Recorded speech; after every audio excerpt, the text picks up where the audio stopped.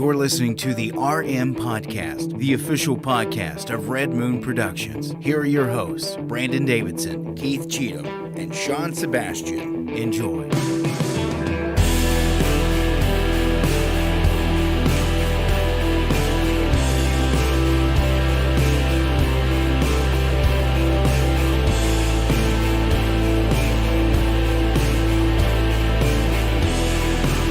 To another episode of your favorite show of the week, live every single Tuesday right here on all your favorite social media accounts. That's right, I'm one of your hosts, Brandon Davidson, alongside our normal new host, Sean Sebastian, and Mustard Love, coming in hot over there. Hot squeezed mustard love? Hot Mustard Love. Man. I do like some McDonald's hot mustard. Well, we tried them over there at Those Brian's. chips. They Yeah. have those Hot mustard Doritos. That's not flavored. McDonald's hot mustard, though. No, but it tastes like it. Yeah, those I don't know hot that mustard tastes like Doritos McDonald's. taste. I think they I do. thought they absolutely did. They taste like hot mustard, but I think to me they taste more like the Chinese like hot mustard packets than McDonald's. I like those. I love the little Chinese hot For mustard some reason, packets. I thought it tastes dead up like the hot mustard did from. too. Yeah, It's I pretty don't mind. good. It's just Not my people's taste favorite. buds Made me are want some different. nuggets. Yeah, There you go. it wasn't.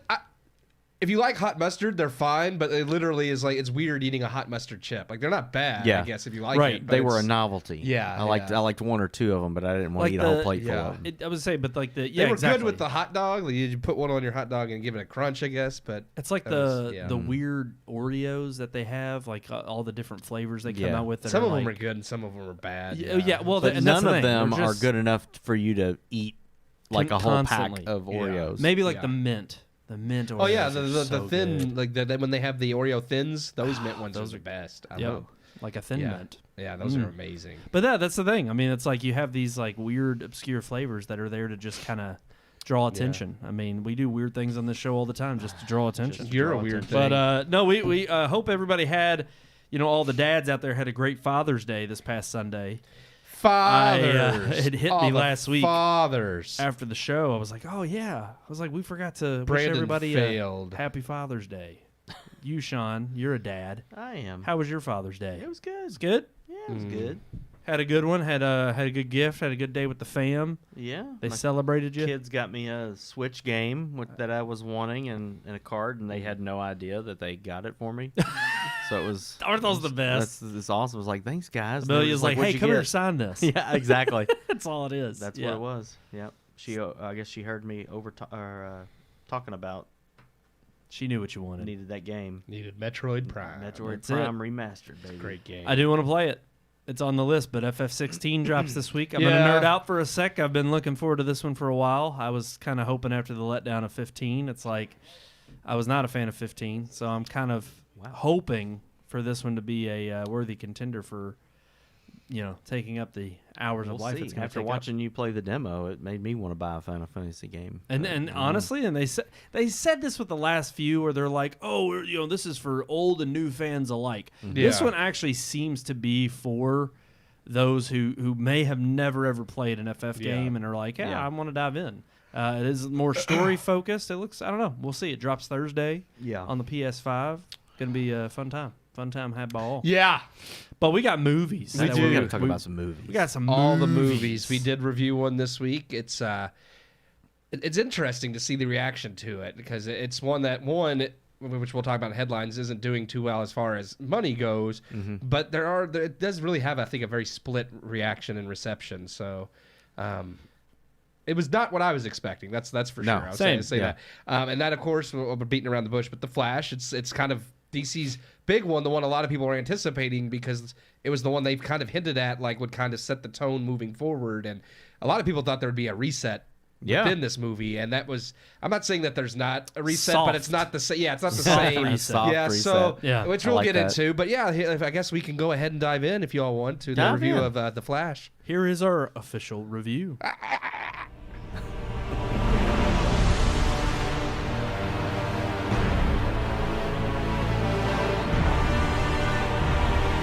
Well, it's here. With everyone still trying to figure out what the future of the DCU will look like under James Gunn, it had long been believed The Flash would provide some kind of reset or answer to not only what the future holds, but the fate of the characters still connected to the Snyderverse as well. With DC still struggling, Gunn and everyone at Warner Brothers praised The Flash as a turning point. But with mixed reviews and an underperforming opening weekend, have we gotten another dud? Based on DC Comics' Flashpoint storyline and directed by Andy Muschietti, The Flash stars Ezra Miller returning as the titular character, despite the recent string of controversy surrounding the actor. Diving into Flash's origin story while also introducing DC's multiverse, thus creating new possibilities for the DCU moving forward, the film offers an actually compelling story of who Barry Allen is. The film highlights his motivations as a hero, while creating solid character growth for him as well. Yeah, The Flash also heaps in plenty of nostalgia, featuring Michael Keaton's return as Batman, and homages for the history of DC characters on film. Though, unlike other similar movies recently, The Flash offers a fun nostalgia trip without using nostalgia as a crutch. While one of the best films of 2021, Spider-Man: No Way Home, falls flat as a film without its ties to the former franchises. The themes and story of The Flash, however, are centered solely on Barry's motivations and personal conflict. His relationships and emotional growth are what drive this story and the themes at play.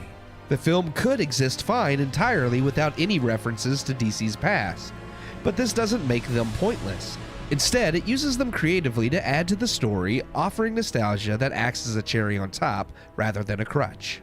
Surprisingly, The Flash is one of the best superhero films released since Endgame. No, it's not comparable to Endgame, nor the best I've ever seen, but it is close to the best we've gotten from the DCU. So why are the reviews so mixed? Well, it does have clunky dialogue at times, and Michael Shannon is still a horribly acted General Zod. Lest I forget the elephant in the room, there is also the massive problems with the film's visuals. Though admittedly, some of this I thought could have been intentional upon seeing the film. Something the director has since come forth and admitted. This said, even if intentional, the film still suffers from terrible visuals that are often more distracting than stylistic or humorous, which seems to have been Muschietti's intent. The Flash is at its core, however, a fun superhero story with heart, which is refreshing amongst the generic, woke, and pointless schlock Marvel has been peddling recently. Yes, it definitely has its share of problems, and while it does open possibilities for Gunn moving forward, it still doesn't offer any clarification on whether we are soon to see a clean reboot or strange hodgepodge of Snyderverse-era characters blended with rebooted characters, though my money is now on the latter. Even still, I was entertained the whole time, even during what I could only describe as an acid-induced attempt at derailing the whole film in its first 20 minutes. Hopefully Gunn takes what works here and learns from it. I give The Flash 3 out of 4 stars. There you have it. All right. Yep. Some may be surprised that we actually gave it 3 out of 4 stars. Yeah. I mean, We for DC kind of too. all still agree. yeah. Okay. Yeah. Good. I'm on the same page. It definitely has plenty of problems. I'm not saying it doesn't, because I know I think a lot of people, one, DC's track record has not been good. Yeah. Two, like I said in the review, the elephant in the room with the bad CGI, whether any of it was intentional or not, it still was distracting. Yes. So I know there's people that can't get past that. And at that point, I just think people are so much now like kind of burnt out with superhero films and the fact that DC hasn't done well, that I think there's a lot of people that are definitely going to nitpick this worse than it deserves. Yeah. But at the end of the day, I thought the themes and story it tells is far better than almost any other super movie we've seen since Endgame, where there is character development, there is actual themes that are true themes to, I think, just humanity and reality.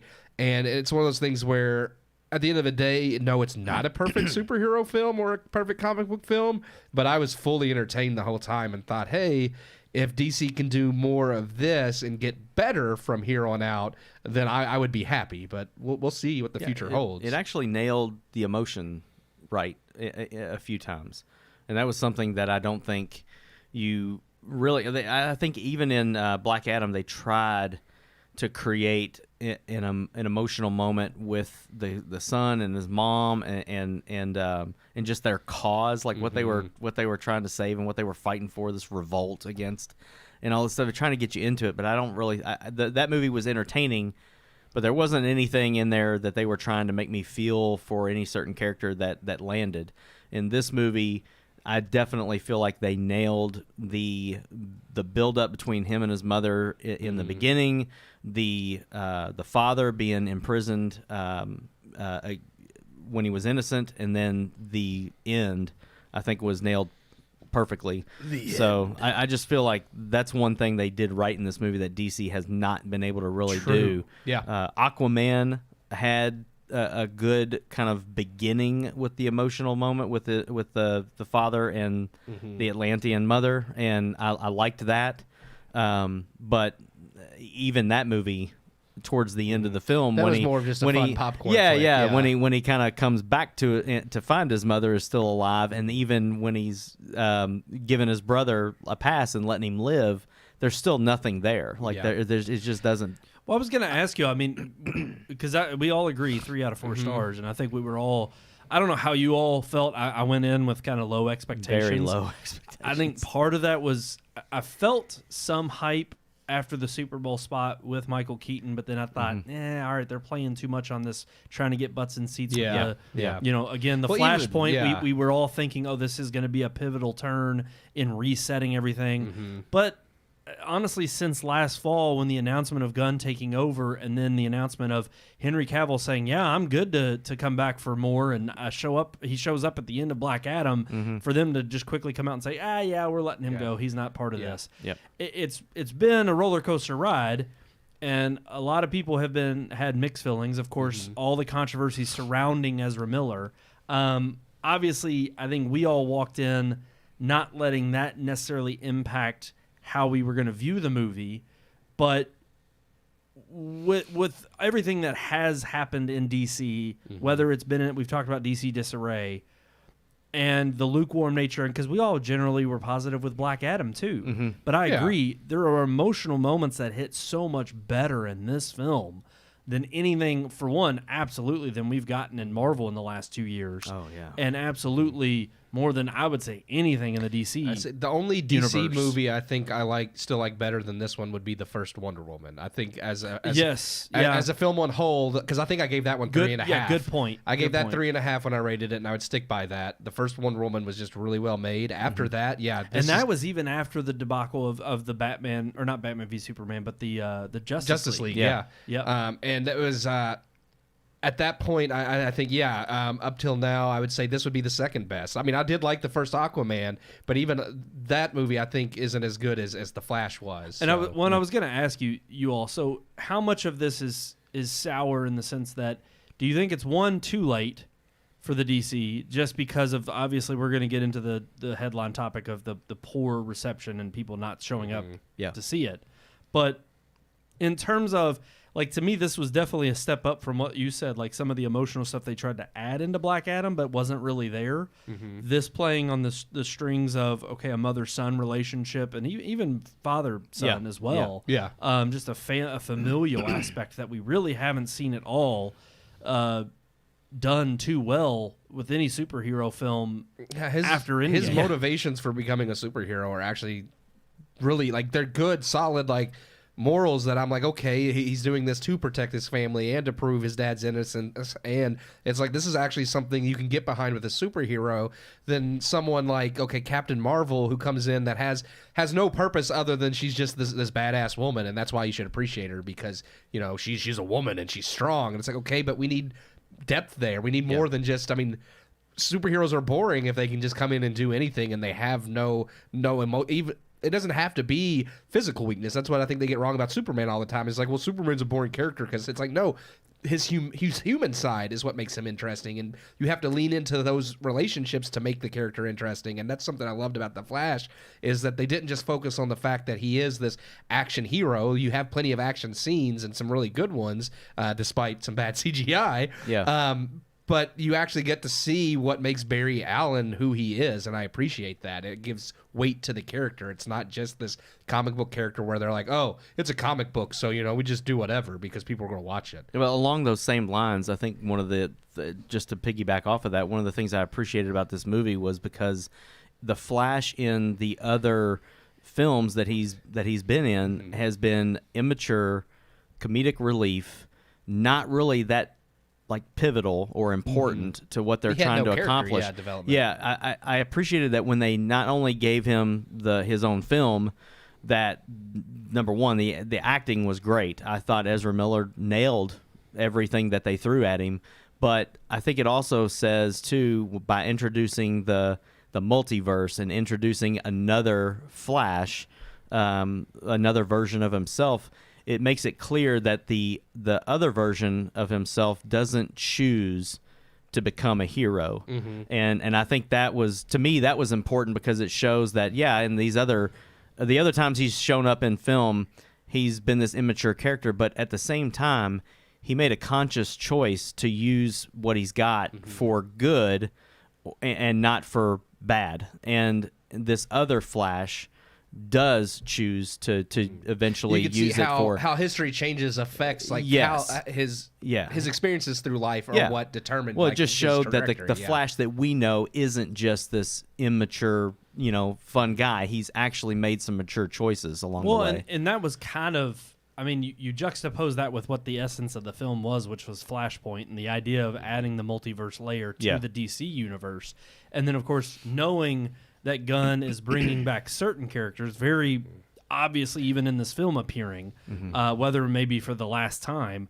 This was a soft reboot in the sense that, no, it doesn't go completely into everything you knew before didn't happen or it's totally different. It just is kind of the same way that Marvel handled it. It exists. It's over here in the ether somewhere, but now we're moving forward in a different direction. 'Cause right But did you now- really get a feel for that? I didn't. No. Yeah, as I say, it doesn't pave any clear indication of where they're, because we still don't even know who they're keeping and who they're not, or if they're keeping anybody. We know Aquaman 2 is still coming out, but after that could be Jason Momoa's last go around. We don't know, because we know Cavill's not coming back. We know Batman's being recast. We know they canceled Wonder Woman 3 with Gal Gadot, and she's even said that she's now looking at other stuff and feels free from having any commitment, which sounds like she's not coming back at all either. Yeah. So at that point is like, would Ezra Miller and Jason Momoa be the only two they bring back? Because that wouldn't make sense to me either. And it's just those things that I'm like, I wish they would just come out and say, if it's going to be a hard reboot and everything's going to be different, I wish James Gunn would be like, look, it's a hard reboot or it's not. I wish he would just clarify. He doesn't have to say everything they're doing, but people do kind of want to know, because I think that is part of the thing contributing to low box office sales, is that some people aren't interested in watching movies they think aren't going to matter or go anywhere anyway. Well, actually, and it was one tweet that I saw that I thought was pretty, pretty relevant. I mean, I can't remember who exactly tweeted it out, but he just simply said, look, I think it just proves with the low box office, it's like, regardless of, normal people don't know any of the controversies surrounding Gunn or Ezra Miller or the fact that Michael Keaton's coming back for nostalgia. They simply just don't care about the Flash. Yeah. It's just not a character that people were craving to have a story for. It's funny because it's like, okay, there's one part of you that after you've seen the movie and you liked it and you walked out and was like, hey, that was actually pretty decent. That was a good film. There is that part of you that's like, if it was exceptional, maybe it could draw in some either the naysayers or those who are just not, skeptics, that don't really care either way. Because to me, there's always been a barrier of entry, regardless. When we got really deep into the superhero, megaverse with everybody coming into it, it was always like, oh, there's another one of those. Or I mean, ever since the Scorsese, roller coaster ride, comment, and then of course after the end of Endgame, where people had been following these movies, they had kind of been growing and getting excitement and people joining in on the bandwagon. But now you're to a point where it's just like, it is just insane the amount of films they're putting out and content for superhero, whether Marvel or DC. Well, yeah, and I think the quality is what kept people coming back, because you're right. Like, nobody knew who the Guardians of the Galaxy were. Nobody knows who a lot of these characters are. So you're right. I think there isn't an appetite for many of these characters, but the fact that quality superhero films were being made to an extent kept people coming back. And once that quality went down and you started losing people just got tired of it, because it's the same. Even if the quality was exactly the same, unless you're getting better, people are going to get bored, because I mean, at this point you're just making the same generic superhero films with the same. Marvel had that. Marvel had kind of like an ups and downs. Like, I mean, you had Iron Man, which was fantastic, but then you had 2 and 3, which weren't that good. You had Thor 1, which was okay, and then the Dark World, it's not bad, And it's like, but when you end with something like Endgame, that leaves people hopeful that whatever you're doing next is going to have to show this up. Yeah. And one up this. So the next saga has to be an even better saga than the Infinity Saga. And we haven't gotten any saga from Marvel. And now you've got DC that's trying to do this, but and correct me if I'm wrong, but this film was done before James Gunn took over. Isn't that right? I think they did reshoots after he took over, but yeah, essentially, I think most of it was kind of already in So the can. I feel like it was so far done. It's like, well, we can't do the hard reset that Gunn maybe wanted to do without pumping another $50 or $80 million into adding onto this film. Gunn touted it as one of the best superheroes ever made, and while it's good, it's not that. It's not that good, no. Yeah. But I'm like you said, Brandon, I'm very disappointed that it did not give me a clear picture of what is to come, because I feel like it just sets up more questions, especially the very end scene. Yes. And I'm not going to spoil it, but it's just like you set up way more questions than you gave answers. I think that was just meant as a gag. Like, you're never going to see that person again, but that's the thing. Actually, yes and no. I think it was their way of also just kind of definitively saying we're in a different universe. Oh, I know. Yeah, it was. But I mean, I don't think, like, they've already said, like, whoever they hire for Batman and Brave and the Bold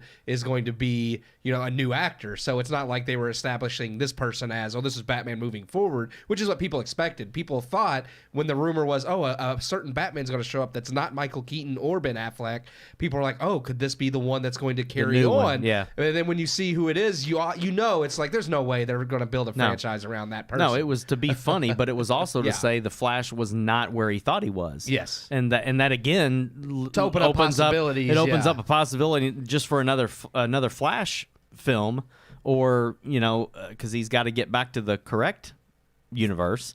So I just didn't. I don't know. That didn't sit well with me. And the CGI thing, you can say all you want that was intentional. They're supposed to give it like, this is what it looks like for the Flash when he sees these people. Quality, but I'm like, you could have covered that in the film. You could have had him come out of this time zone and say, man, like everything was just so vivid and dreamlike. Or when the new and one then gets his powers, he could say, "Why does everything look weird?" And it's like, because we're in a different universe or whatever. It's not what's true to us. I was going to say something. You could have covered it. They could have really done and chose a different art style.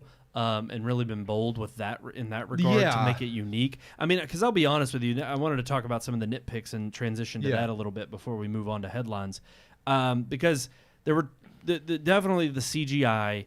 Was a main nitpick. I mean, you could easily tell within the first. I mean, I would say honestly, the first 10 to 15 minutes of the movie are not the best. Goofy comedic relief that you've seen in other past DC films that land okay sometimes, but most of the time you're just kind of like, okay, this is just drawn out and pointless.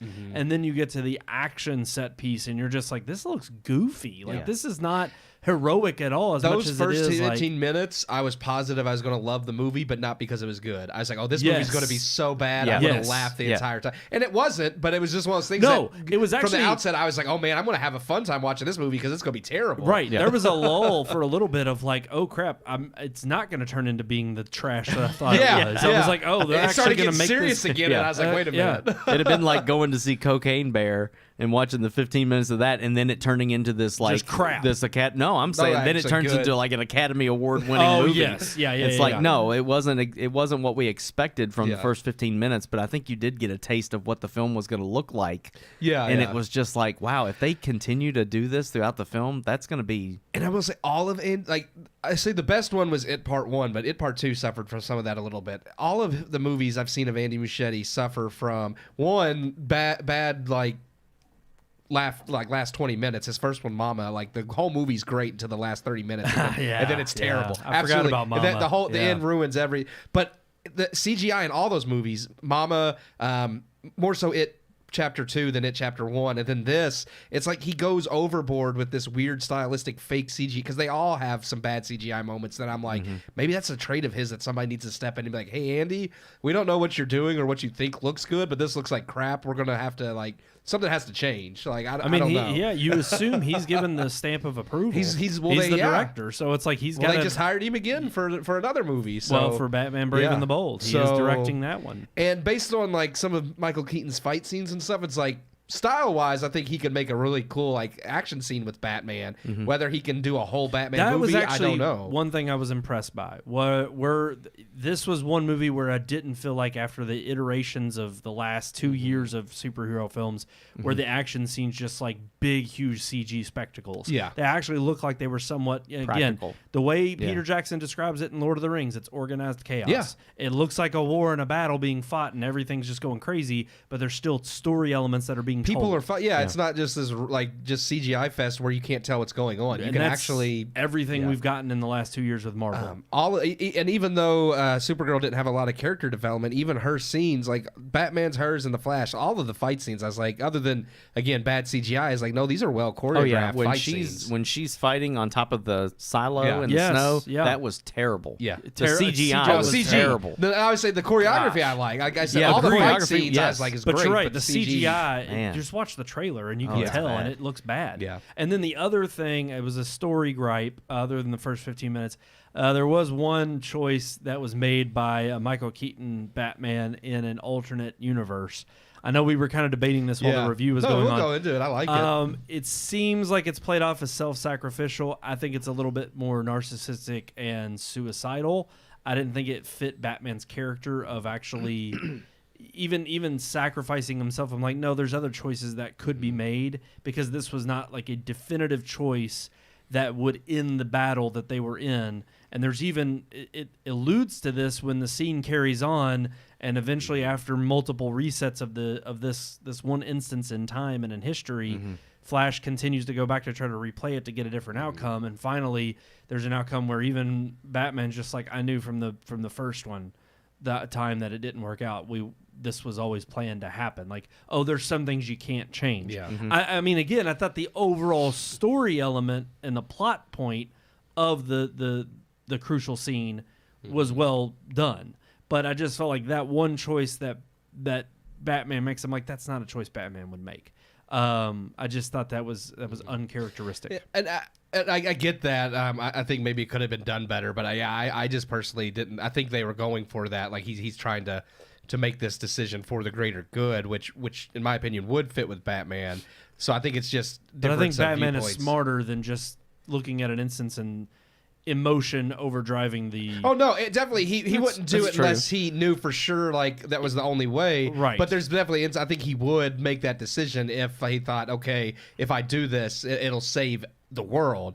And I think that was what they were trying to go for in the movie, but it lands flat but because it Yeah. doesn't. Yeah. It And I mean, doesn't it's save the Michael world. Keaton's Batman. I mean, in the beginning, he's washed up, he's retired, he's a hobo living in his own home, and I kind of felt like if he was the Batman that was going to do it, then it should be him, because he's the one that just doesn't. He was in it for one last run, and he doesn't want to be Batman again. But that's where I like, because we kind of brought up the Dark Knight Rises, and I was like, yeah, but he sacrifices Bruce Wayne as Batman. The icon still lives, because that was the whole point of, and that's what I love about the Dark Knight trilogy, is I'm like, in Nolan's Batman, it's like, okay, he was supposed to create a symbol for justice that others could Yes. take up Yeah. that mantle and not always be Bruce Wayne, and then yet he gets embroiled in this mental and emotional battle of constantly being that symbol, and he has to finally make that choice in the end when he chooses to be Bruce Wayne and live his life. I get it. And I mean, to me, that's more of an emphasis of who I see as Bruce Wayne and a noble human who makes a moral choice, versus this one where I was like, well, he just made this choice in 5 minutes, and all he does is ram it into a ship, and it blows up, and it's like it doesn't stop the battle. I know, I'm like, but, that's weak. I look at it That's not too Batman. from the perspective that this Batman comes from a world where there are no superhumans, there are no metahumans, or whatever they call until them. Zod shows up. Until yeah. Zod shows up. So there's a lot of things that he doesn't know and understand. I mean, in his world, he could run his plane into Well, and the they do Joker's cover that in the movie, place, because and the Flash does say, like, when he goes back to change, Yeah. it's like, oh, Batman, that's by the way, there's protected a by shield. a shield Yeah, that won't and work. and he turns away yeah, and so doesn't he's do like, it. oh, because So then he at that point, I guess he didn't realize. he realizes, that well, I'm not going to yeah. sacrifice myself for Yeah. just nothing. I'm Yeah. not buying it. Sorry. So- I'm just saying, like, and that's fine. Y'all can rationalize it. I just don't buy it. Well, no, I mean, I just- feel like the and that's film fine. rationalizes it. I don't so, think it does. Yeah, I know you don't. And I'm just we saying, I feel can like agree it to does. disagree. Yeah. I just think that was one minor part that I'm like, nah, I didn't like that. I thought that was uncharacteristic of Batman. So that was another nitpick. Again, I gave it 3 stars. I think it's overall it's a good movie. I think Well, let's go ahead and transition into headlines because this is actually going to. Yeah. I mean, this is our biggest headline. Is we got 2 huge flops to talk about. So let's get into it.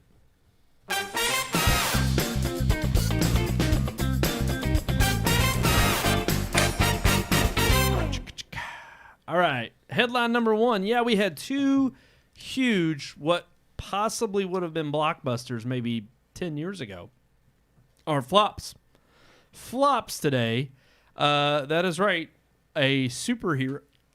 Excuse me. gosh. Sorry, burp. Superhero film, The Flash, bombed, and a Pixar film, Elemental, just kind of crept up out of nowhere. Most people you talk to don't even know what the heck it is. Nope. It looks like an Inside Out rehash Hasn't mock. been marketed that well. No, I haven't yeah, seen it's almost trailers like for it or anything. they did the same thing with this that they did with Turning Red, and Turning Red was released on streaming. Yeah. So I'm kind of interested to see what Well, was I their feel like plan Strange or their Worlds goal. Strange Worlds wasn't advertised No. real heavily. The last one to get any kind of heavy Lightyear. marketing was Lightyear, and then it flopped. yeah. And look what happened. Horrible. Um, Yep. Same thing with this, where I think it's just a lot of people are done with even outside of, because I know obviously there's the woke angle where people are tired of the woke Disney movies, but even outside of that, even critics are saying the film is milquetoast. It feels like Pixar's lost their magic, which is true. They've had this for a while. You put aside any political feelings you have, and you just watch the movie for what it is, and they are rather, they might still entertain some children because they're See, flashy children, but It's funny but it's because not I the think same. when critics, this is where I think it's funny that it's like they have to almost forcibly look at themselves in the mirror, and they admit certain things they wouldn't in public. yes. And it's like when you review a film like this and call it milquetoast, and yet you don't want to get to the heart of the reason why it's milquetoast. It's like maybe because the morals and the values and timeless classicness of old traditional Disney and even Pixar in its heyday resonate way better than resonate what this to a crap degree is. that's Yeah. way Yeah. deeper than what you're. So it's like you're hinting at it. You're almost there, but you don't just want to can't fully say it. admit. They can't say that unspoken thing. It's like Yeah. you can't do it. The unspoken part is supposed to remain unspoken. But yeah, sometimes you get the spoken part out loud. Well, I think it's when you have critics who are honest, When they there watch are, it, yeah. and they're like, "This is tepid at best," Yeah. Yep. and it just isn't interesting. I But mean, we had the same fact feelings that about there- Soul. Yeah, same. It was just very. I mean, even outside of however you feel about its depiction of religion, was just a not a very fulfilling or emotional movie. The same way Inside Out or Up or Finding Nemo were. Well, and I think the more discouraging thing about a movie in particular like that is because, one, Pixar has gone that. They've gone there before. They've gone to the depths of, wading in the waters of things that are not controversial, but very deep in terms of human existence. Things And that like- people like tend to it- would think that are too above a child's head, Right. but Pixar can They put can it in a illustrate way. Yes. it and describe it in such a way that it's approachable, and not only that, but again, it's universal. I mean, that is the brilliance of Inside Out, and that's what's wonderful about it. And you couldn't. I think hate to say that's it. the peak of Pixar, and from there on, it just I don't think you slowly- could have a movie like that today, sadly, because I really believe that some of the themes, even in that film, whether it revolve around family or even a young girl's experience, they would definitely throw in woke crap. The Inside, yeah. the Inside Out sequel It'll that be they're a planning on trans making kid is going to be awful. I And have the no doubt. emotions. That's what I think. I think the sequel is going to be a gender neutral or something person, and the Well, emotions they that have they're a dealing non-binary character apparently in An this film. elemental, Yeah, that's why we're Which not is going to funny see it. because the thing is, they all represent fire, water, air, and it's like, I mean, They personified, Yeah. but they don't have genders. and I'm just like, Yeah. I it's don't water, understand and it's that. like it's fine. Okay, this is a female water character and a male water character, but at that point, it's water. Like, I mean, what are we gendering anyway? So it just kind Right. of No. I mean, the review that I read of the film says that there specifically is a male and male there- character there- kiss. And Yeah. that, and Oh, that, yeah, and then- homosexuality is Yeah, well and then portrayed. also there's the element of the immigration, and they touch on racism and immigration, interracial relationships and stuff. You have these inter-elemental relationships, but they're supposed to signify well, the whole interrace point and all that. is It's kind like- of a these elements are basically like they segregate themselves, Yeah. and it's them learning to be together. And I'm like, okay, well, we get that in Zootopia, and it's Yeah, done much, yeah, and it's yeah. done much better. Yes, Like it's done yeah. in a way that I actually approve of. Yeah. So But that's the interesting part is I really do think since the departure of John Lasseter, and I think Pete Docter is only one man. We've seen what he can do in the past, but I think him at the helm and being completely bombarded. And I think think he's just going along with what. Exactly. Yeah. I don't think he really has the force or the fortitude to sit here and say, okay, we're gonna continue in this direction and stay. You're going to have too much pressure from underneath you to go in a certain direction, and I think that's why you're getting Strange Worlds, you're getting Elemental, you're getting this tapestry of films that it's weird. They don't even feel like Pixar. Yeah. They don't. They really they feel like Disney Animation Studios, and even that's kind of dipped. They don't feel like Pixar. Even the animation style, which I know they're trying to do new things, different things, but Pixar had a unique animation style from everywhere else. Now when I see like Turning Red, which I mean Luca wasn't bad, but it's still the animation style. The recent ones, they look much more like DreamWorks and Illumination and other places that I'm like, okay, well now you're not even distinct. You're mimicking. But going back to Pete Docter, I also say I think that's a part of why you get rid of someone like John Lasseter, because when you have someone that big and you can get rid of the top dog who's been with Pixar forever and bring up Pete Docter, it's like, who does he have to back him up now? Nobody. It's like if we're willing to get rid of someone as huge as John Lasseter, well, if you don't fall in line, Pete, you're gone too. Right? Yeah. No. True. And I will say I want to say I think the last decent movie that Pixar made was probably Coco. I actually enjoyed Coco. Yeah, that was a Coco good movie. was I forgot about talk that. about, and again, you're That talking was about fantastic. multicultural from the Hispanic perspective, and especially But again, Mexican done in a way that particular. is- But it's familial. It's it's timeless in terms of the values that it has about I mean again, Disney was about not just childlike wonder, but also in magic, but again, families. Yeah. It was Yeah. about building a familial relationship and the strengthening of the family unit and the nuclear family unit. And I just, they've gone so far from that to being hyper individualistic, and how what you feel inside matters, and being yourself and true to yourself and speaking your truth. They've taken those messages and not quite put them in that way. Yeah, they'll have the woke elements of a homosexual kiss, or, oh, I'm non-binary, or, oh, I'm a square peg in a round hole, I just don't quite belong. But it's like, but then they back that up in this very generalized way of, no, but everybody's different and we all belong and everybody has their own truth. And they start, again, it's very easy to start picking it apart from the very get-go, because it's a mile wide and an inch deep. There's no depth here. Yep. And so when you actually walk out of the theater feeling lackluster because, oh, wait, this is just supposed to be a fun romp. I mean, this is exactly what we've criticized Marvel for becoming after the Infinity Saga. Yep. This is what we've criticized in large part a lot of these huge franchise films, because they want to exist, but they don't want to commit to anything. Yeah. I was going to say, I'm glad actually you bring up Coco, because I know the director of this, he was talking about, supposedly Elemental is kind of based on what he says are his experiences as an Asian American, like immigrant or what have you. And it's funny because you can look at Coco, which perfectly highlights, some Hispanic culture, Mexican culture, but it has themes that are universal. It's like you get that flavor of the culture and you get to learn that culture, but it's still familial themes that any culture, any race can relate to. Yes. And it's like that to me is so much more significant than, I feel like at this point it's like the director uses it as a crutch to say, oh, well, this is based on my experiences as an Asian American, and if you discredit it, well, then you're discrediting my experiences in life. And it's like, no, it's not that. It's just that it's hard to. It's almost like Coco's done without that selfish lens of, well, this is the fact because it's how I experienced it. It would be the same thing as even a gay person saying, well, I'm going to make a gay film. It's like, so your entire identity and what you are as a person and who you are is wrapped up in this one perspective.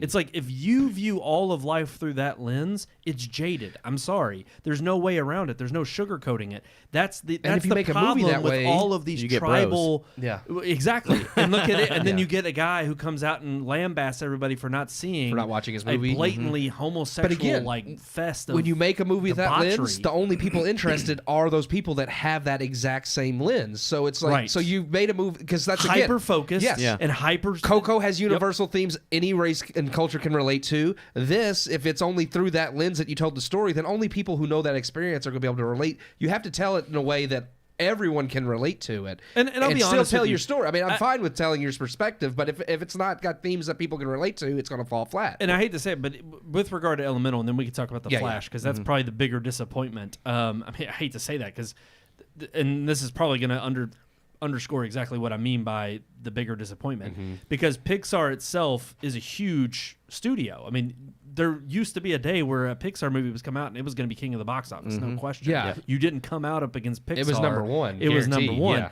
The fact that this released on the same day, the same weekend as The Flash, as a superhero film, knowing that they're still very popular, and then also to just have no. I mean, that's the thing. As far as woke ideology, when I think I saw one trailer, and this was way back for Elemental.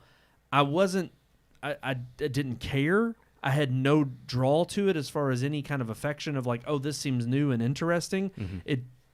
There was nothing that drew me to it. So it's really interesting that the marketing wasn't there. And ultimately, it was almost like they knew that it wasn't special. Same with Strange Worlds. It was like they just knew not to try to drive people to go see these films, or they weren't even trying. They were hoping, one, the Pixar name alone would either help it survive, or two, it was just like, did they really want to put the resources into pushing these films that they knew were tepid at best? Yeah.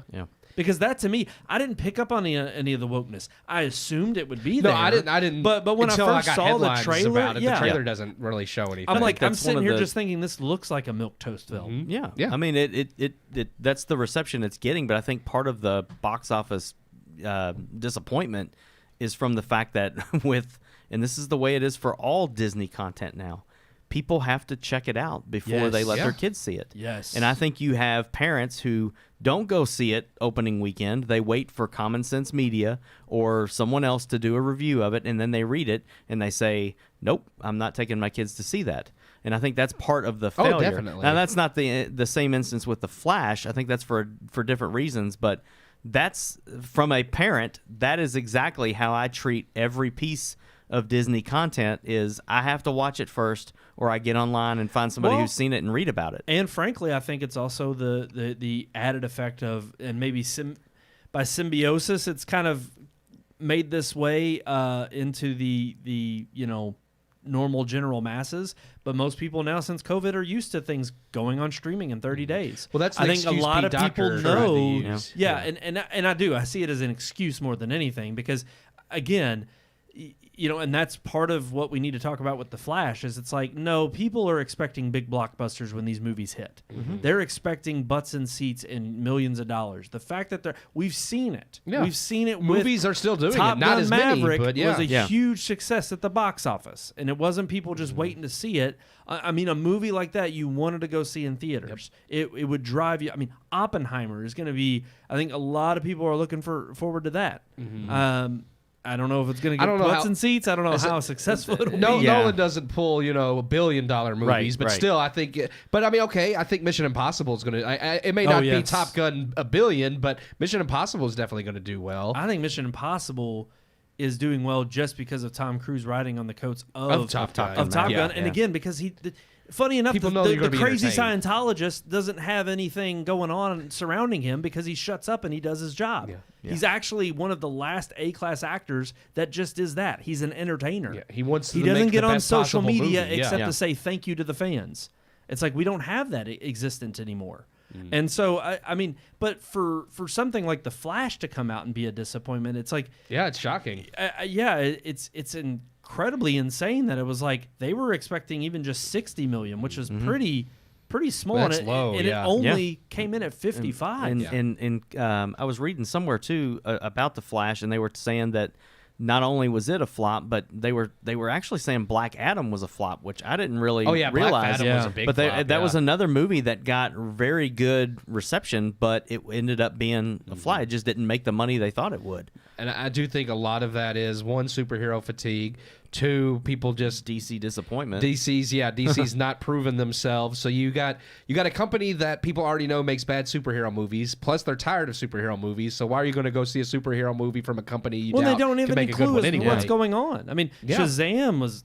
Oh, that was awful. Perfect example of this. It just flopped. I mean, it was a worse flop than this even, which is surprising. Has both the first one and the second one tease a villain that we don't even know will ever appear, because we don't know if they're going to continue on that storyline. And that was just a foretaste of, this is what could be right around the corner with the Flash, and I think they just pumped all the more resources into promoting it. Yeah. Because once they saw the flop of Shazam, it was like, oh, well, that's a side character, and even the first one wasn't a huge hit. It was successful. Blue Beetle's going to flop hard, too. But nobody, no doubt. Yeah. Nobody knows who that character is. People have no faith in DC. They don't even know if he's going to I go saw anywhere. one tweet It's that gonna was like, flop hard. they were like, please let Blue Beetle be a huge success just so we could laugh at how bad the Flash flopped. I was like, dang on. I mean, I guess if you hate the movie that much, but I mean, I don't think Well, Blue I think Beetle's it was going to be just to any prove better. a point. Yeah. And he kind of brought up the fact that he was like, and people don't realize how massive Cobra Kai fans there are who will just show up because the main actors from Cobra Kai. Yeah.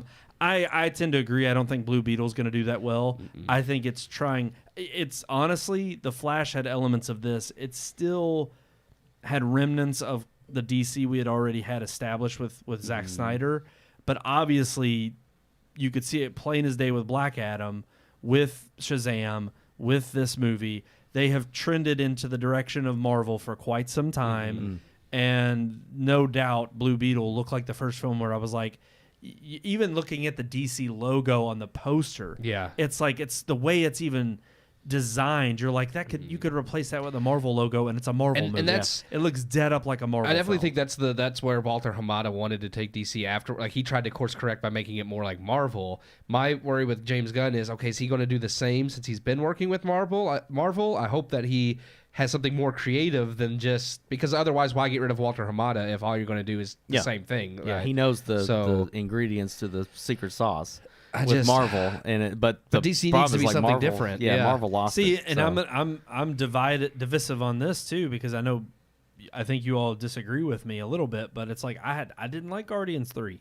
Yeah. I was not happy with Guardians 3, and yet everybody who's praised it and come to Gunn's defense of like, oh, a great send off for his final foray into Marvel, and I'm just like, I hate to say it, but there's a lot of light shining on James Gunn right now that's making me realize he may be a fan of Maybe this he's not the material, right but pick. I just don't know if one, he's the right to head it all up, or two, I just don't know if he's the kind of guy that shows a lot of depth in terms of reaching into these different genres. And I mean, I hate to say it, but it's like that was even the promise we had, and we kind of Marvel failed, or I don't want to say failed.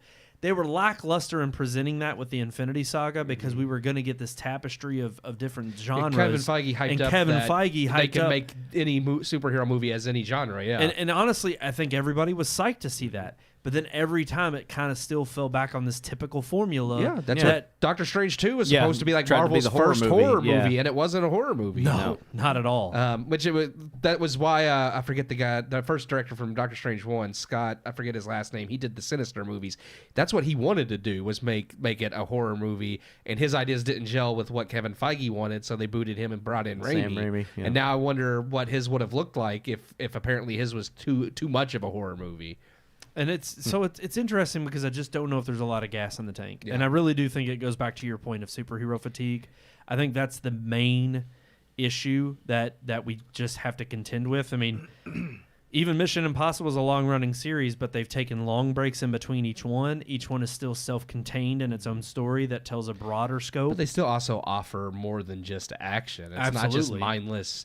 That's the problem with Marvel right now.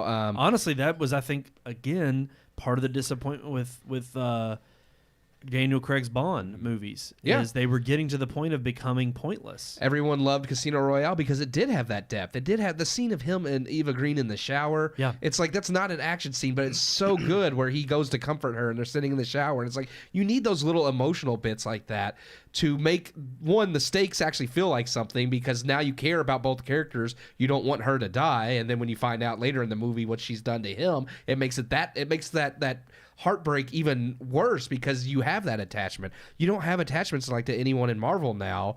And I honestly wish, because I've told you about it, Neil was the one that told me about the Wastelander podcast that we've been listening to, and those are really good. I wish Marvel would go something like that rather than focusing on making all these superhero movies. Just pick a storyline. Yeah. Just one storyline. It could be Infinity War. It could have been Gore the God Butcher from Thor. Pick one storyline and make several movies that cover this storyline from Marvel Comics. And it can be, a Thor movie, an Iron Man movie, or whatever movie, and then an Avengers movie. But all these movies are covering the same storyline.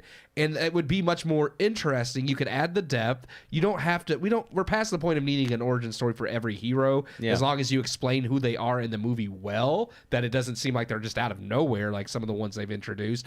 You can have different characters. Comic fans will recognize them and think it's cool. New fans will learn who they are, and you just tell the story with that core cast of characters that you've picked that tell that story. And it would be something that you could do that's very Lord of the Rings-esque, that have that much depth. And they won't, because it's Disney and all they care about are blockbuster flicks making money. They don't care if it has But that's the the same thing, depth. they failed in that regard. Oh, they have now. It's a little too late to say, but they're going to have to course correct very soon, and time is running out. I mean, one of our other headlines we're not going to dive too deep in, but we got an update that they pushed a whole slate of movies back. Yeah, I think we got that last week. And it's like now they're moving up a Star Wars film, which there's still Star Wars fatigue, but it's like not coming until 2025 anyway. But they added that to the slate, and then they moved up Deadpool 3 from November to a May release, and everything else got pushed back. So and it's interesting because we still have the writer's strike going on, so we don't know how that's going to impact everything. The Avatar films now are pushed all the way out to 2030. Yeah, I mentioned with that the last. fifth one. Yeah, I did mention that one last week. The last one would come 2031, I believe. Yeah, I remember. I Avatar 5. I said it last week how many years it would be since the first one. I don't remember when it was now, but I think it was like something like 30 years. Yeah, 31 years. I think Since- 09 was the first movie. That's insane. It's like 30 years. James Cameron's going to die before those movies are done. Well, but hold on. I agree, but when was the first Mission Impossible? 95? And I don't think that was ever thought to be of a franchise. But now we're that's also 25 because plus years those, into that. But those have had consistent releases, like never gone longer than 5 years without a release. Avatar, when you're waiting, 10 years in between, it feels longer. Now, granted, Mission Impossible doesn't all have the same writers and directors. True, either, though. True. And not only that, but technically the only biggest gap was between 09 and the second one. Because now apparently the story has been flushed out. Yeah. It's just one of those things that it has been so long and they've been pushed back so many times that people are kind of getting tired of it. It's like, okay, how much longer? It's like people are starting to lose faith. I would agree, but the only thing staring me right in the face as evidence is the box office is like that totally denies that. Because people showed up. I'm not saying it won't do well. It's going to do. I'm just saying people, like I don't think you can make the assumption that people are going to get tired. I never said that. I don't think they will. I'm just saying people are getting aggravated that it keeps getting pushed back. Oh, okay, yes, okay, I can contest that. Yeah, I contend to that. Yeah. No, agree. Yeah. But anyway, Sean, what were you saying? I was just going to, as far as Star Wars goes, to me, the longer the wait, the better. I mean, how much more excited were we to see Disney's first iteration of Star Wars after we had been better. Right? That was because we didn't know better, but also it had been so long. Yes, since episode 3, it had been what 11, 12. How many years between episode 3 and 2003 to it was 03 to 2011. Yeah, so more than 2017. So I'm just saying it had been a long Something time, like that, and that built up the anticipation to see a new movie, no matter who made it. And it was just, I think Star Wars, based on what we've seen so far, they need a break, and they don't just need a 3-year break. I think every they franchise need a does. long break. I don't think any franchise should just run indefinitely like Marvel's trying to do, because it just, one, you're going to get where not even the people making the movies are doing a good job anymore because you're just trying to churn them out constantly. But people do, they get fatigued. That's one of those things with Robert Downey Jr. I just, as many films as he appeared in with Marvel, it ain't a wonder he was ready to go. Mm-hmm. But I mean, at what point do the guy's not getting any younger? It's like at some point your body fails you. That's why I'm more with Indiana Jones. I'm just like, why well, this is his last one, just but still stop. it's dumb. Yeah. Why? You can tell in the trailers. Like, why is he doing because this? originality really is dead. Like, people say that all the time, but it truly is now, because all they can do is milk old franchises. They can't come up with anything new. They want to shoehorn agendas into everything. But they can't capture the magic of the old franchise. Well, I don't think they're even trying to. It's like they bring anymore. the franchise back and they ruin it for everybody that was in love with it to begin with. I think we're past that precipice. I think we're already over, we're in the ether right now where people are starting to realize what the jig is up. We know what they're doing. They're milking these franchises. They keep coming out with things that are supposed to be the next big, it's supposed to bring back these nostalgia feelings, and the nostalgia is not there because it's like, why would I go here and find this cheap imitation when I can just go enjoy the original? I think I feel like we're now at a point where even audiences are showing, or they're showing that by not showing up at the theater and voting with their dollar. And I hope that this gives any newer creator out there the ability to finally take we're probably going to see it usher in, a kind of like the early 2000s, another wave of indie films. I think we will, because people are tired of the blockbusters. I really think the studios are doing it for two reasons. One, the nostalgia kick that they think they can make easy money off of if they bring an Indiana Jones film or whatever back. Two, it's hard to shoehorn your agenda into movies nobody's ever heard of because nobody's going to watch it. They don't want that garbage. If you could put it into a big franchise and try to con people into watching it that way, it's like, oh, look how far we could spread our message by warping this property to have that viewpoint that it never had before.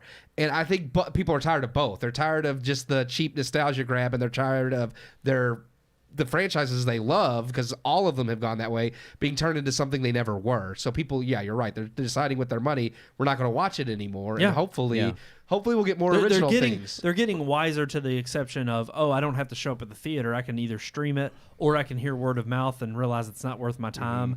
And I hate to say it, but we've kind of had a renaissance over the last decade of shows, really since the early 2000s, of TV series kind of taking that up. And you've had the advent of streaming services pushing in a lot of their money into getting you hooked on a series so that you're not just subscribing for a month or two to watch a couple of movies, but you're watching for a whole series, and then you want to come back and tune in for the next season.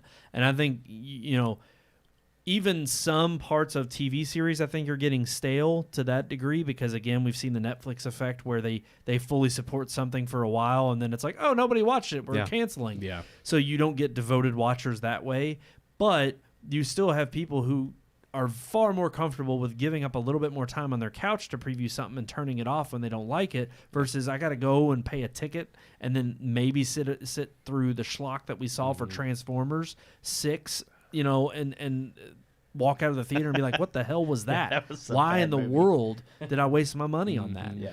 And so I think, you're just, because again, that was the one thing with, I wouldn't say the reason you can knock the CGI in the Flash movie is because that's a movie you go see on the big screen, and the spectacle should be there for you to tell people, hey, this is worth seeing in the theater. That's why you're going to see Mission Impossible. That's why Top Gun. Getting worse. Yes, because there's just, again, they're kind of creating it for this weird amalgam of, it's an in-between.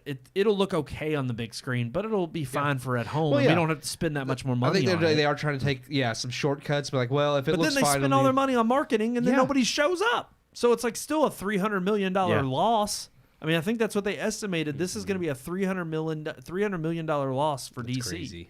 And it's just, that's crazy to me.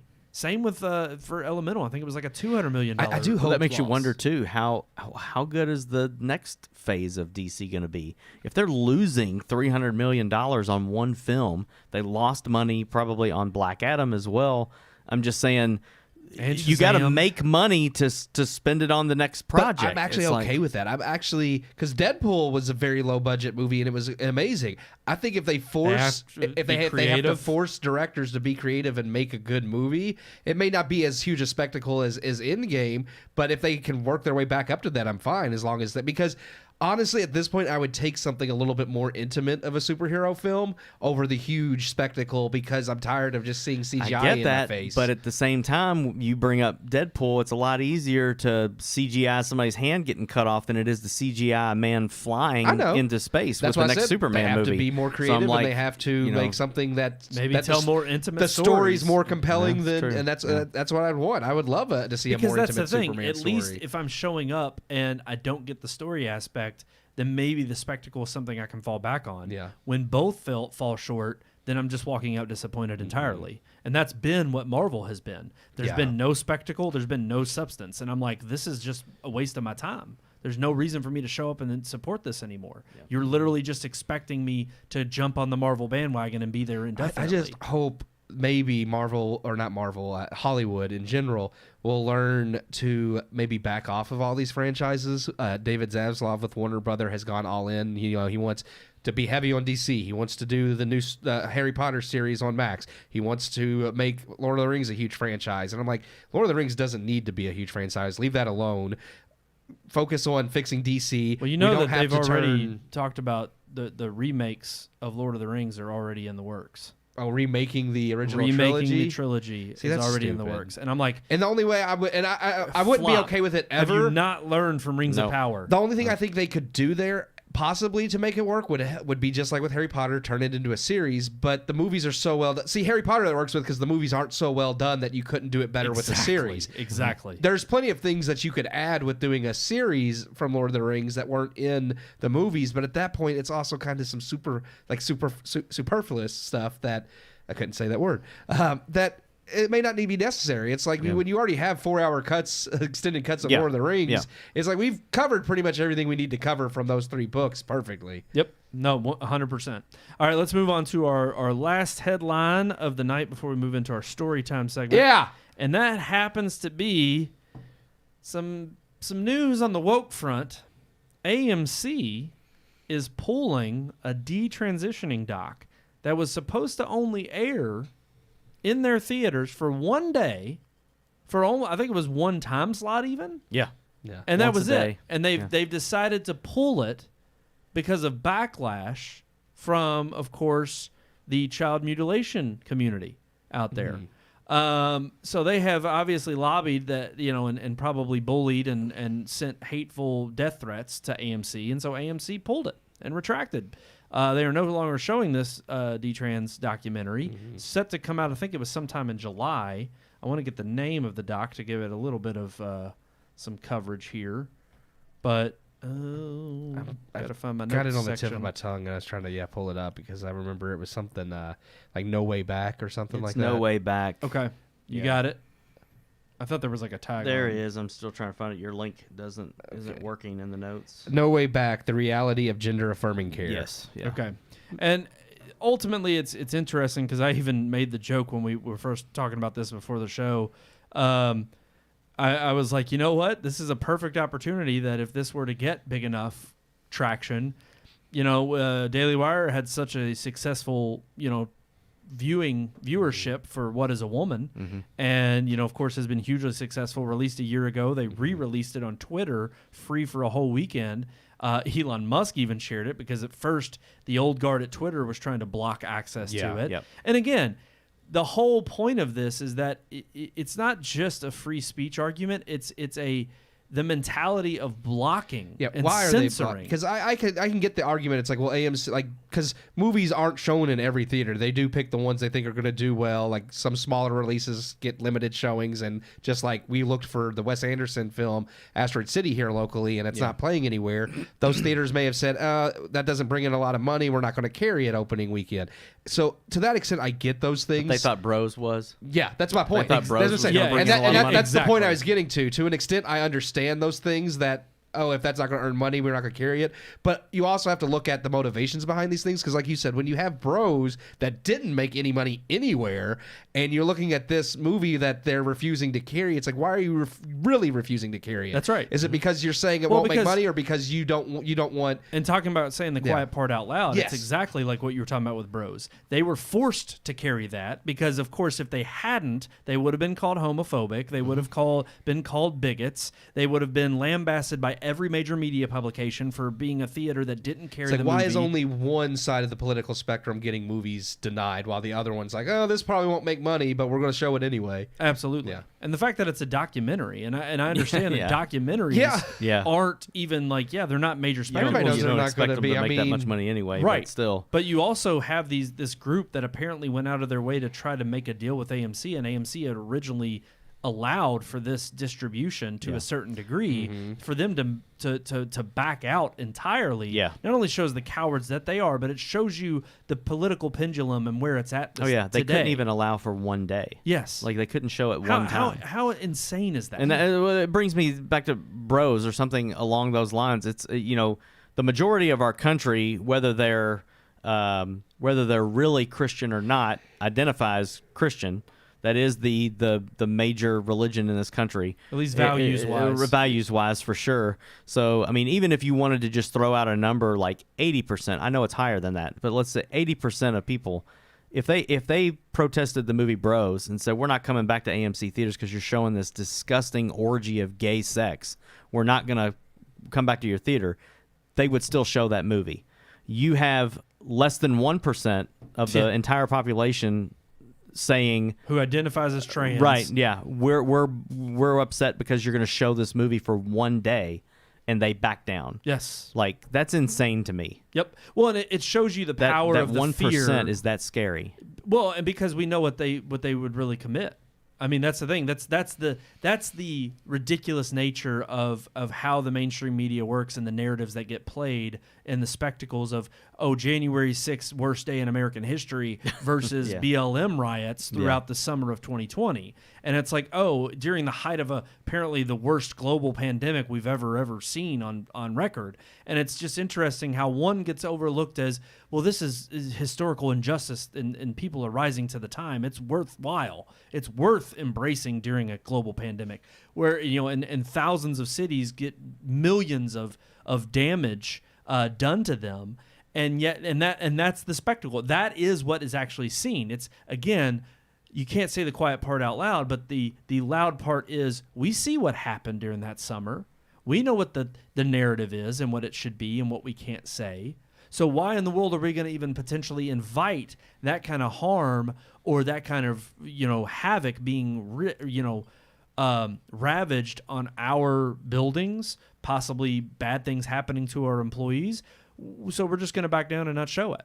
And so I get the fear and the intimidation working to the degree because we've seen it on a scale that there are people who will back this up with vitriol and hate. It's just the sad part is you don't have the louder voices of fighting against major media publications decrying that violence. No, they ignore it, and in fact, they inflate it from the other perspective and say, it's these detransitioners and the people who are on that side of the aisle that are really the ones that are causing all the violence and the hate because these people are now having to commit suicide and they feel terrible about the body that they were born in or the things they're trying to change.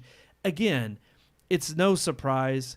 But it's just a greater it's just another instance, sadly, of a situation and a circumstance that sadly portrays exactly what we're facing, the persecution that we're facing in this country, whether you're on the religious right or ultimately just in a realist in general. I mean, that's the problem is I really do feel like because, like you said, there's a 1% here that is the louder minority, and they are getting drowned out and constantly challenged, and yet they want to bully people into just going along and not saying anything to refute them. I think people are waking up. They are. I think the boycotts, the money that Target and Bud Light and all these companies have lost shows that people are waking up. The thousands that protested at Dodger Stadium, I think that shows that not only just people in general, but Christians in the country are waking up. Yes, and I think I mean, Elemental's another instance. I still believe people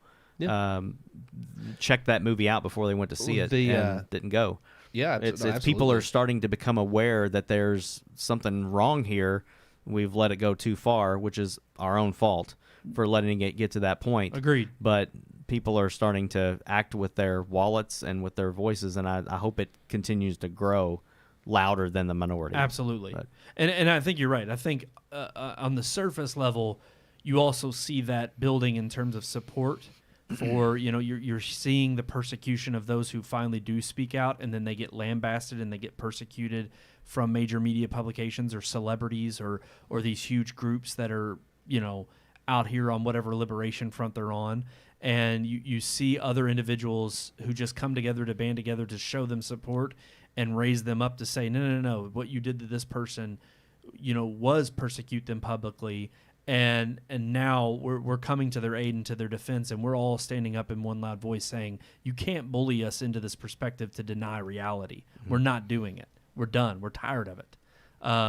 So we'll see what happens in terms of I thought about it, and it's like I hope that maybe Daily Wire catches wind of this. It'd be awesome if they're like, hey, we got a woman, or we got a movie, What is a Woman, that complements this perfectly. Yeah. It'd be great if we could partner up and we could show this on our platform on Twitter for a weekend and show another, detransitioning, documentary. One of the people that is in this documentary is also in What is a Woman. Is it the same? It's the woman that man is that.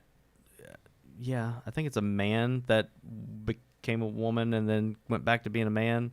The one that he talks to that talks about how they it's have a woman. It's a woman. She tried to become a man. Yeah, and she's she has a constant infection and Yes. is on antibiotics Yes. for the Yeah. rest of her. Yeah, she's Biological woman. She's in the other documentary too.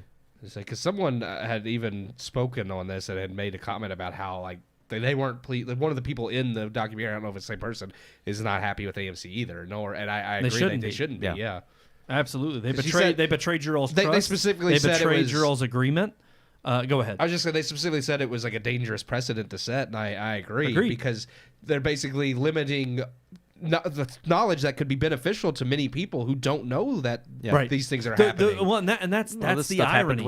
it happened with the vaccine. You look at all the stuff that Yep. we're hearing about now, and it's like all of that was silenced, and Yep. and people were persecuted for saying if you were a doctor, you could have been the world's most famous doctor, and you said nah, just unless You you're went really go old, along to get along. Yeah, unless you're really old, you shouldn't really get this. There's no reason for it. Natural immunity is best. They would have been canceled. Yep. And it's the same thing. Anything And that then they goes against anything that goes against I did pull up the exact quote if you. It's credited to Laura Becker, so that may be the same person. I don't know. I don't know. But she said, I think it's incredibly dangerous to set this precedent of suppressing free speech, suppressing viewpoints that basically are just unpopular or difficult to deal with.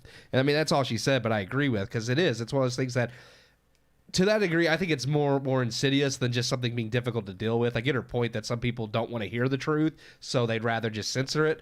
But I think there's those in charge that it's not even something that the truth's difficult to hear and they don't want to hear it. It's that they are actively trying to suppress the truth. Well, of course. Well, they're trying to deny reality. And I mean, that's the problem with the trans movement in general, is that it is to live in your own fantasy world of you can change biology, you can change the reality that we all face every day. And when you break that, when you cross that Rubicon, you really are in La La Land. It doesn't, you can't rationalize with people like that. You can't have any sane reality or sane communication with people in that regard, because everything breaks down in that sense of being completely made up.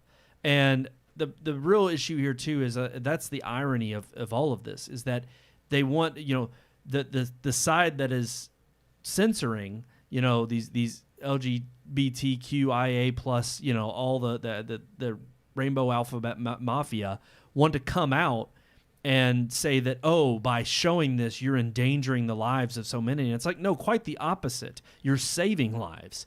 You're saving people from going down a rabbit hole of this cult that you want to incorporate them in and get them wrangled up in so that you can make yourself feel better because more people have joined in to affirm your identity. And that's the sickening part. It's the most narcissistic, evil fight that we are facing right now in the world, and particularly here in America. Because, of course, you look outside of our own, lens, which is very hard to do sometimes as an American. It's not as prevalent. It's getting shut down all over the place. It's being called into question because, again, any sane human being sees what you're trying to, what you're up against in terms of just completely destroying any sense of normalcy and reality. And it doesn't make any sense to a rational person, to a normal person. But, I hope the documentary makes it out there to some kind of wide release.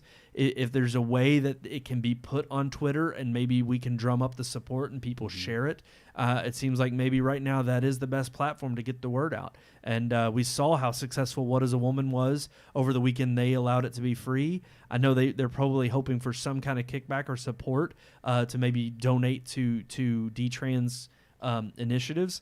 And maybe that's the best way to go about it, because I'm sure that you'll have plenty of people, especially maybe even including Matt Walsh, who will watch this documentary and say, no, absolutely, this needs to make it out there. Mm-hmm. Let's put it up and let's get the word out. So let's move on to our final segment of the night, which happens to be our story time segment. It's story story time, where the podcast members tell their stories. I'm ready for story time. You know what story time I want to talk about today? I don't. Stories. The story time that I'm going to talk about today is something that I started talking about over at Brian's. And I feel like we could all share in this. Did you? That is good old summer days. Let's talk about some good times that we had. It's summer. Everybody's enjoying their summer. You got kids off from school being little yahoos. They're running around, maybe even staying inside playing video games till late in the night. That's what I was doing as a nerd. Like a good yahoo. That's right. I had a little bit of fun back It's in been the raining summer. the past couple days, so all you can do is play video games then. Yep. Yeah. What was your all summers like as a kid? I can honestly say, listening to you talk about yours, it was very similar. Like, I mean, I had my best friend lived next door to me, so our summer was me staying at his house, him staying at my house. He'd stay over my house for 2 or 3 nights in a row. Yep. Keith and I are the same way. And it was like that. But that was it. We played outside. We rode bikes. We went in the ditch, playing in the storm drains, and I did that. You know, got in trouble. all that crap, and building tree houses. And then when it got dark, we were inside playing video games till 1 or 2 in the morning, and sleeping late and getting up and doing it all over again. That was just how it was. Exactly. I know, because I mean, Brandon and me grew up across the street each other for a long time. I mean, he moved, but even after he moved, we still stayed the night at each other's houses. Probably even more so. Well, I was gonna say, that was like when once we were there, it's just like, well, can't we just stay a few more days? So yeah, that was when it probably did extend to like 3 or 4 days. It's like when he was at a across time. the street, it's like, I would stay the night at each other's houses, but you know, when you're right across the street, it's nothing to just walk right over there and be like, hey. There were times I remember leaving in the morning to go back home, like early morning. Yeah. And then it would just be to then eat we'd just breakfast, hang out. Yeah. hang See out your the rest- family real quick and then come back. and then come back out and play in the rest of the day. We would, I mean, when we were growing up, there were like almost every house on the street had kids. So I mean, we would all run and play. Because I remember playing kickball in the circle, baseball in the circle, playing tag, hide and seek, whatever, with all the kids in the neighborhood. But we would do that stuff during the day, and then at night, we'd go into somebody's, like either mine or Brandon's house. And I remember watching Chip play Mortal Kombat growing up. That was great. Yes. I remember that. Then it became Metal Gear when we got to your new house. So good times. But I mean, it was literally playing stuff outside with your friends until the street lights came on and the parents started yelling for you. Then you'd go home and play your video games and watch Disney Channel or Nickelodeon or whatever. I did. I watched Disney. Actually, I did that on a few occasions because when I did move, it was like typical summer day was wake up, do my chores. I got my allowance for that, and then I told you all, I would cook ramen noodles, have my Kool-Aid, and a bag of chips, and that was like my lunch every day. It's like I still somewhat eat like that. It's terrible. But then I would watch Price is Right in the morning, and it would hit the noon hour, and I'd turn off the TV, I'd do my chores, and then I'd come back just in time for Boy Meets World to be on. So I'd watch Boy Meets World, and then Full House would come on after that. So I'd watch Full House, and then it got to Step by Step, and I knew once Step by Step came on, I was too late. I needed to get over to Logan's. I was wasting too much time.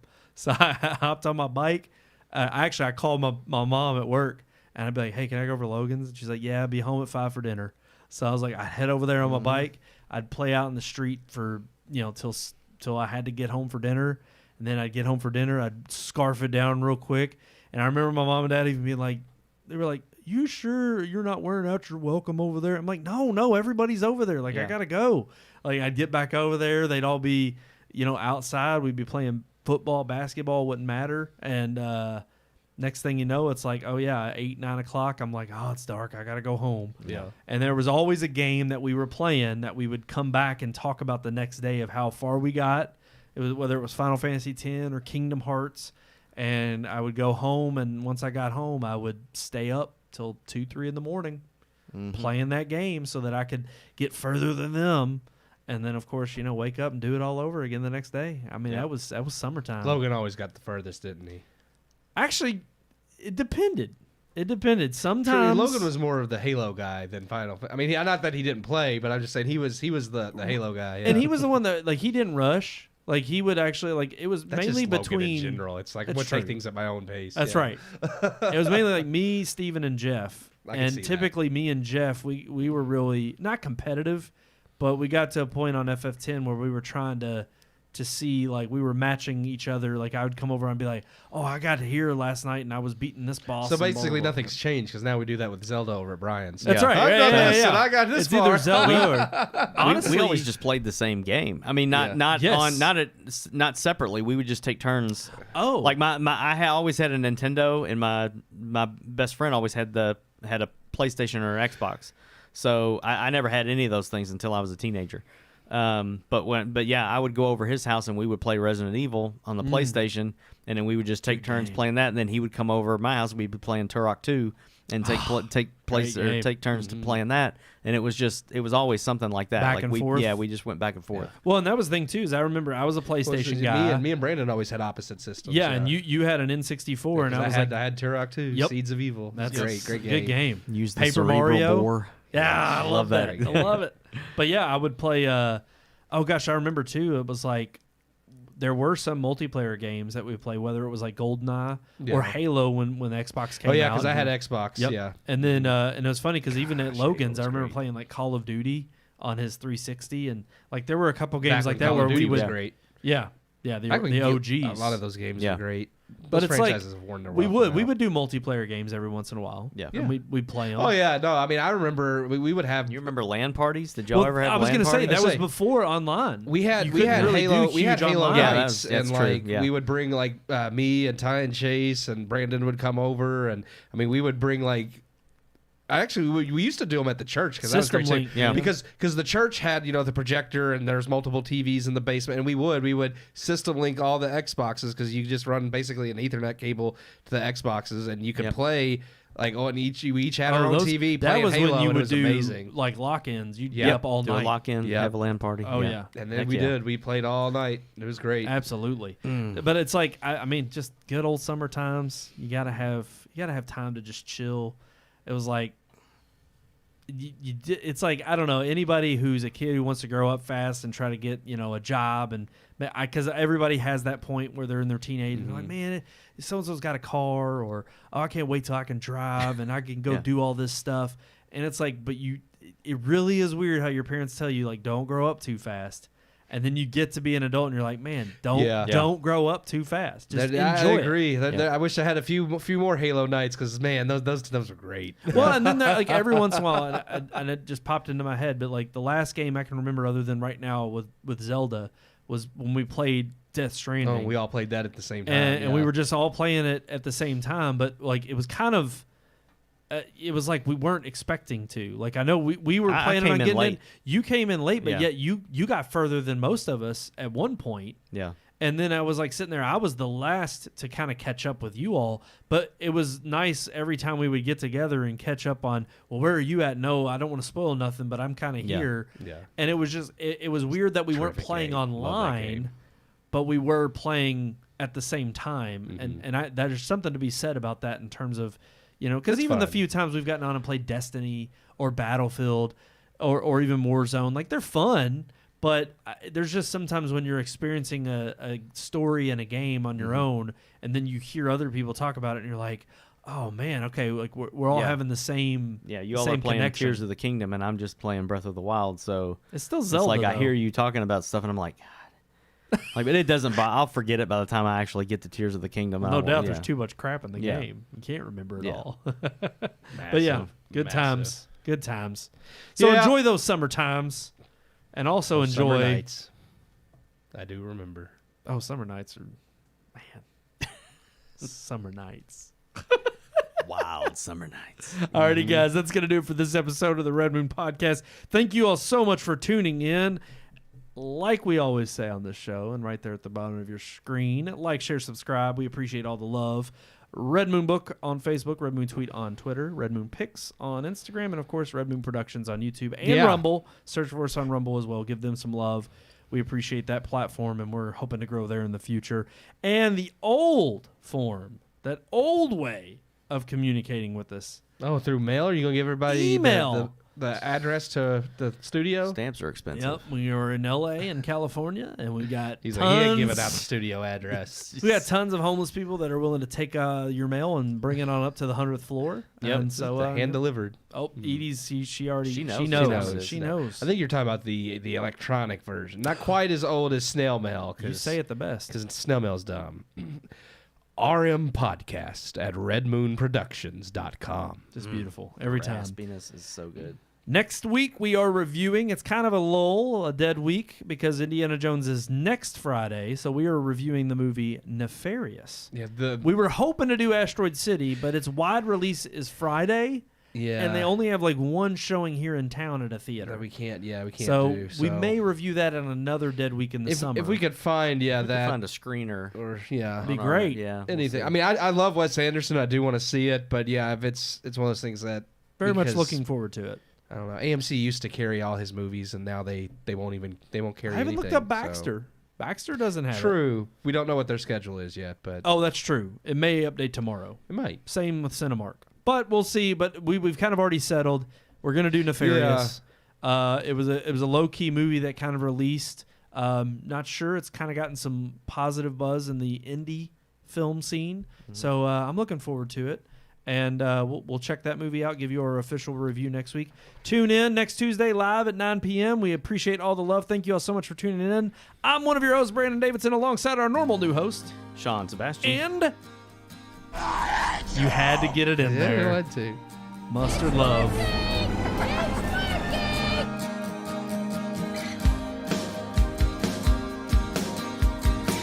We hope you enjoyed this week's episode. For more reviews, previous podcast shows, and everything Red Moon, visit our website, redmoonproductions.com. You can also like us on Facebook or follow us on Twitter by searching for Red Moon Productions, LLC. We'll see you at the movies.